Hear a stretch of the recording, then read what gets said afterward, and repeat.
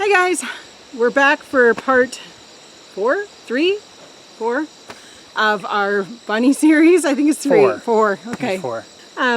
Anyways, we're going to be talking about feeding the rabbits today. Or at least how we feed, and maybe talk about a little bit about things that we have tried and have changed, and yeah, just sort of a rationale of, after raising them for as long as we have, where we've ended up. Yeah. And this might work for you. It might not be something that you want to try. This is just what's worked for us. Yeah. Probably the first thing about the rabbits is, just as a general comment, don't underestimate how much a rabbit will eat. They're a small animal, but boy, they can pack it in. They can pack it in. Some considerations with that as far as sort of growing out and butcher, but we'll talk about that in a future segment on this series. But yeah, that's definitely something to always keep in mind. So the other thing sort of to keep in mind is when you're talking the homestead or backyard garden or small farmstead, it's basically anything short of commercial. You're going to have some seasonality to things, and that's okay. This is not really a prescriptive, feed your rabbit this 24 hours a day, 7 days a week. And you kind of work with succeed. what you have when you have it. I mean, this time of year, we're mid-August, and the garden's plentiful, and, you adjust your feeding regime accordingly. And on that smaller scale, like I said, the homestead scale, that's an amazing advantage to rabbits over a lot of the larger sort of meat-producing livestock. But anyways, we'll kind of go through just some of our thoughts and things that we've come up with in our process. So we're going to start off kind of explaining a typical menu for our rabbits. Each rabbit receives 1 cup of pellets. They're just whatever's available in your area. Like we say, we use it as a complete ration. Definitely the simplest. For us, if we feed exclusively this, our rabbits get fat.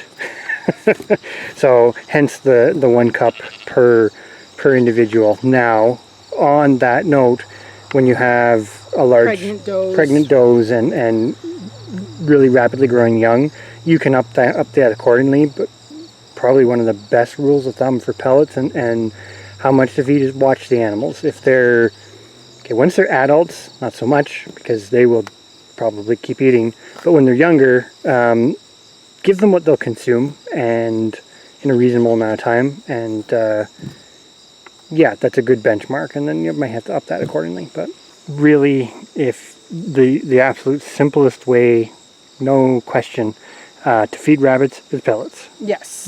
It's also the most expensive way.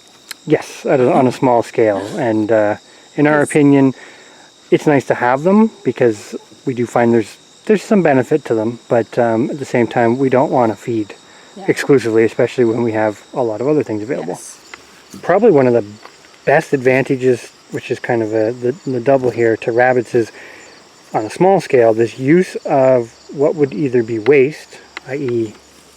weeds, and for us that's a really good reason to weed the garden. A, it keeps our gardens looking better. B, it feeds the rabbits. There's all sorts, ragweed, everything. In the springtime they ate wild parsnips, so we dug it up for them and they ate it like carrots. A note on that is, and we're not going to get into this because it's so varied depending where you are, definitely do some research to at least familiarize yourself with a lot of the common weeds. I mean, for us here, there's a lot of barnyard grasses and lamb's quarters and ragweed and actually mint is not so much a weed, but we have a lot of it. A lot of mint. And all of those things our rabbits find completely palatable. Yes. So, but in your area, you might want to know what potentially are not palatable and available online, there are numerous lists of safe foods for your rabbits. Also, this time of year, August, we have an abundance of windfall apples. So we've been collecting, well, I say we, sometimes the kids, sometimes us, have been collecting buckets of apples, which is another great thing for the bunnies. Just all things that sort of help to bring down the amount of pellets you're consuming, which also makes things a lot more cost effective. I mean, if you can go out and free harvest weeds and apples and things from the garden, that's just a little bit more off of the cost of that rabbit to bring it to butcher, which in the long run, all of us as homesteading, that's what we're trying to do, is create the best food we can possibly make for the, I say, most inexpensive way possible, but you still want to maintain the quality. The other thing is obviously sources like for us, windfall apples. That's a fantastic source, and they pretty much eat the whole thing. There's very little left. Things, I'm going to put these off the side for a second. So things such as this radish that's bolted, absolutely nothing wrong with feeding them that. Or if you're ripping out broccoli plants, again, they may leave the really toughest part of the stalk, but they'll eat all of it. This is not very representative, but this is actually a sugar beet, and this is an experiment that you can see. This particular one I just kind of weeded out of the, not weeded, but thinned out, is a really poor specimen, but beet tops are great, but the roots and root vegetables, I mean, classic Bugs Bunny, yeah, what's up doc, chomping on a carrot. A lot of root vegetables. Turnips are a good one. We've never fed it. I'm sure rutabagas would be fine. Carrots, if you're good at growing carrots. Parsnips is another good one. Potatoes, not so much. That would be an exception to the root vegetable, but pretty much any other vegetable crop or root vegetable crop is fantastic, and they store well. In the case of some of these vegetables, so this is obviously Swiss chard, and we grow red Russian kale. Now, we consume both of these, but we tend to plant more than we would consume. And we've actually started to, especially in the case of the red Russian kale, the bunnies love this stuff. We've actually started to grow extra. The nice part about this is this will stay as a green crop for us well into December, sometimes even Christmas. It just depends on the winter and how quickly winter actually sets in. But there's lots of vegetables and fruits and whatnot that you can actually purposely grow if you have the space and the time, that will greatly reduce your feeding costs. Next is hay. It is recommended that rabbits kind of always have access to this. Now we do find we often feed a lot more hay, and it's usually good quality hay, but we don't religiously feed this all summer long, and the reason for that is because we have access to other food sources that we don't necessarily have in the winter. But hay, good quality hay, definitely important for their sort of, I guess, their fiber, and gives them something to chew on, and they do quite well on it. Then another thing which we don't have on here that we do feed, especially in the winter months, is sticks, basically young growth off of things like willow and poplar, and we find our rabbits in particular do really well with it. They chew it down quite nicely, and it helps with their teeth and that sort of stuff. But from sort of the staple of pellets, which, I mean, don't knock pellets, because if you're in a pinch for time, etc., they're fantastic. But all these other foods are not really something to knock either, because with a little bit of time invested every day, such as if you've got a garden and you're weeding anyways, rather than go out and weed the entire garden, such as this, all in one go, you can just go through, and this is actually what we've done in particular with this tomato patch, is gone around and just gradually taken out the weeds, and you can see there's still some in there, but it's still helped the garden, so you're kind of killing two birds with one stone there. So I suppose we should also talk about a few of the things that we've done and have kind of moved away from. One of those, which is a big, I should say a popular method with rabbit raisers, is fodder. We had successes and failures, I suppose, at fodder. Yeah, when the fodder was growing well, the rabbits loved it. And you could substitute a lot of their sort of base diet. So I should quantify that. Not necessarily young growing rabbits, but even your bred does. You could supplement a lot with that, and they ate everything. It did have its advantages. It brought the cost of raising bunnies down significantly. The big issue was for the scale that we had. I mean, we have 8 breeding does, and at times 40 baby bunnies. It was not feasible to grow that much fodder. To scale it up. To scale it to that. I would definitely recommend it for somebody who has 2 or 3 does, and you can actually grow what they're going to consume. But definitely something to consider. Definitely not. We're not knocking it, and if we could figure out a way to make it work, we would add it back into the system. It just, for us right now, is not in the cards. It's a bit more complicated than harvesting and storing apples for the winter.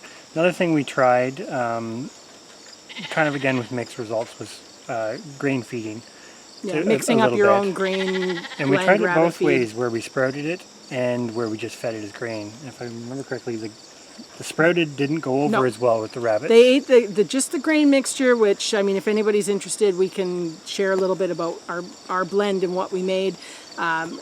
Ate it well. We just found, again, it seemed some loved it, some hated it, and so then you were trying to basically cater to each individual rabbit because they have their own personalities and their own likes and whatever, and they're spoiled rotten, and so it ended up more work than what you were getting back from it. But as opposed to the chickens, which would be another non-rabbit related thing, that they'll eat anything. The sprouted grains are fantastic, but yeah, I think that's kind of all of our alternatives. I mean, kind of part of feeding, obviously water's important. You want to keep water in front of them at all times. Now we do, in some of the coldest parts of the winter, and this really depends on the weather, we do give them snow, and as long as the snow is not like an icy, crusty snow. It's got to be a powdery snow. A powdery snow. They actually Fresh snow. Quite well with it. Now, not suggesting that it's going to work for everybody everywhere, but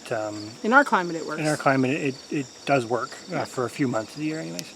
But and we do, when we're feeding water, we not necessarily religiously, but we do put apple cider vinegar in as well. Does it help?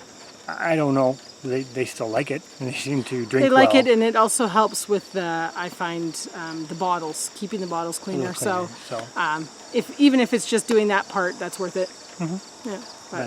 But yeah. Anyways, that's pretty much the topic of feeding. I guess the take-home message I would say is rabbits are pretty easy to feed. They're pretty easy to feed, and you can get pretty creative with it. The big caveat's time. The more creative you get, i.e. like the fodder systems, the more of your time it takes, and then you're balancing it, right? Because again, going back to books and whatnot that recommend only feeding them pellets, from a commercial perspective, of course, because you could never justify the man hours it would require to collect all of that green food and windfall apples. Like, it's just out of the question. Mm-hmm. But I think that's kind of a theme with us. Although we still raise them in cages, and you have to bring everything to the rabbit for our management system, we're not looking at it like an industrial style setup. We're still trying to look for ways, and they're an older rabbit breed that far predates industrial rabbit raising. I know that didn't really take off as a huge industry, but yeah, so we kind of try to, where we can, feed and manage a little differently, and it's working for us, so something to consider.